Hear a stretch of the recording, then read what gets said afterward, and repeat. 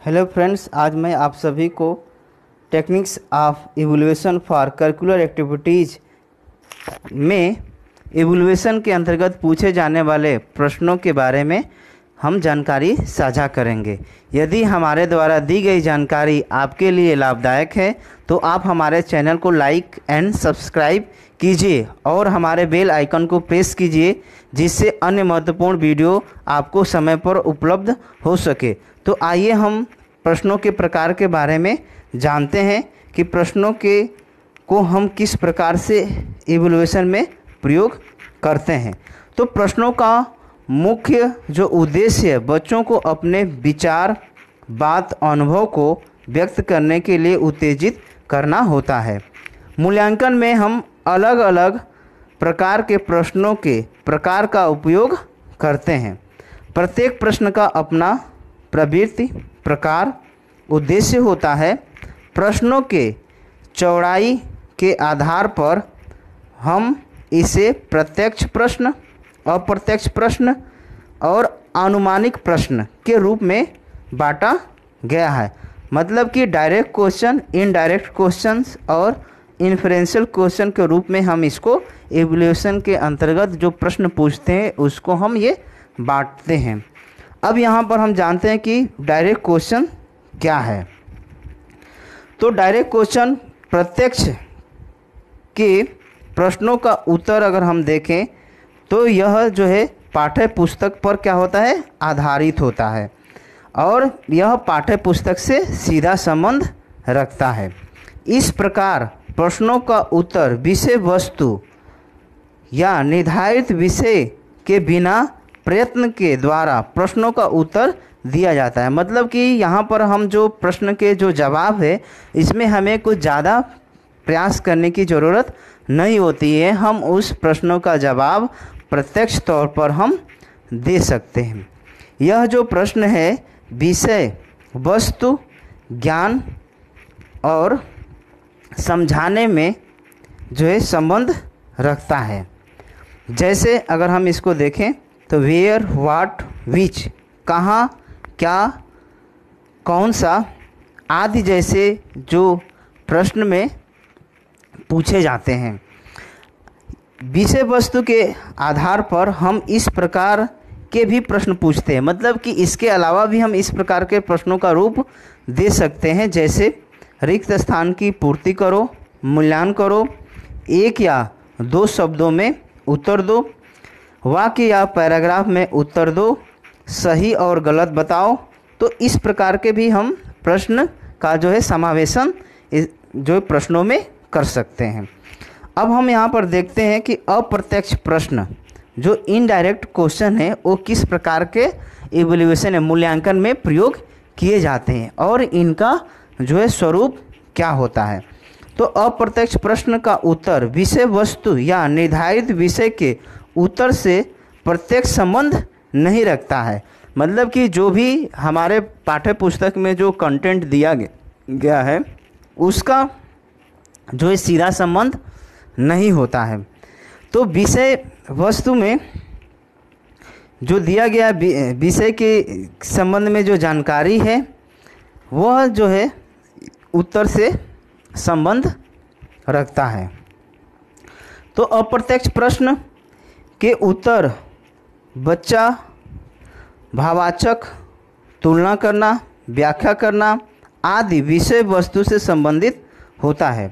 प्रश्नों का उत्तर निर्धारित विषय के आंतरिक उत्तर से अलग अलग प्रकार से संबंध रखता है। जैसे अगर हम यहाँ उदाहरण देखें तो क्यों, कैसे, तो इस प्रकार के प्रश्न पूछे जाते हैं।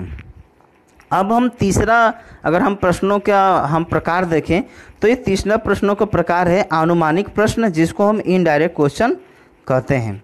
अब इसके बारे में हम जानकारी देखते हैं कि यह अनुमानिक प्रश्न क्या होते हैं।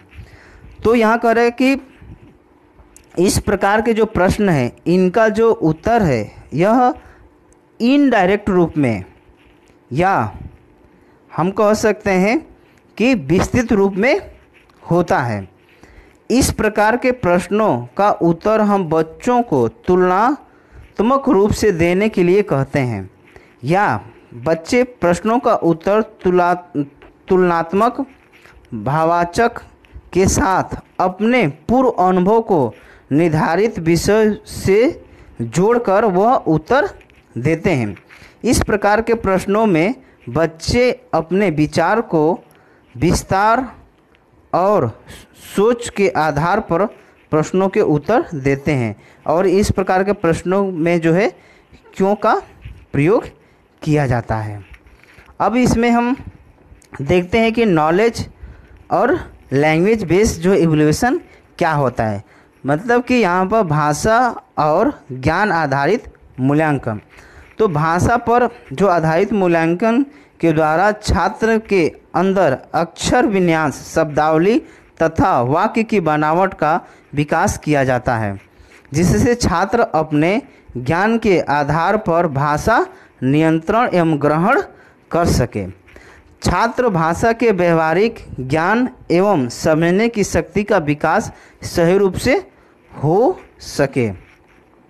ज्ञान पर आधारित मूल्यांकन से अभिप्राय है कि छात्रों को कला एवं विज्ञान की प्रगति से संबंधित तथ्यों की किस सीमा तक जानकारी है, इसके बारे में हम क्या करते हैं कि जानकारी प्राप्त करते हैं। ठीक, इन उद्देश्यों की पूर्ति के लिए कई प्रकार के मूल्यांकन तकनीकी बनाए जाते हैं, और मौखिक लिखित दोनों ही प्रकार के होते हैं। ठीक, अब यहाँ पे देखें, ज्ञान आधारित मूल्यांकन में छात्र की परिस्थितियाँ, पद्यों, प्रत्ययों, सिद्धांतों तथा नियमों को बोध कराया जाता है, जिससे वह पहचान कर सके, स्मरण कर सके तथा परख सके। तो इस प्रकार से जो है आपका नॉलेज और लैंग्वेज बेस्ड जो है इवैल्यूएशन होता है। अब अन्य जो है एक प्रकार प्रश्न के जो आप कह सकते हैं कि रूप है, वो है खुला समाप्त एवं बंद समाप्त, जिसको हम open ended and close ended questions के रूप में भी जानते हैं। तो अब ये क्वेश्चन किस रूप में होते हैं, तो यहाँ पर हम देखेंगे, जिसमें कई प्रश्नों के उत्तर छात्र को अपने शब्दों में देना होता है, और उत्तर के शब्दों की संख्या निर्धारित कर दी जाती है, कि लिमिट कर दी जाती है कि आपको जो प्रश्न का जवाब है वो इतने ही संख्या में देना है। जैसे कि आप लोगों ने देखा होगा कि लिखा जाता है कि 50 शब्दों में उत्तर दें, 25 शब्दों में उत्तर दें। तो इस प्रकार के जो है शब्दों का निर्धारित कर दिया जाता है, जिससे हम बंद या समाप्त कहते हैं।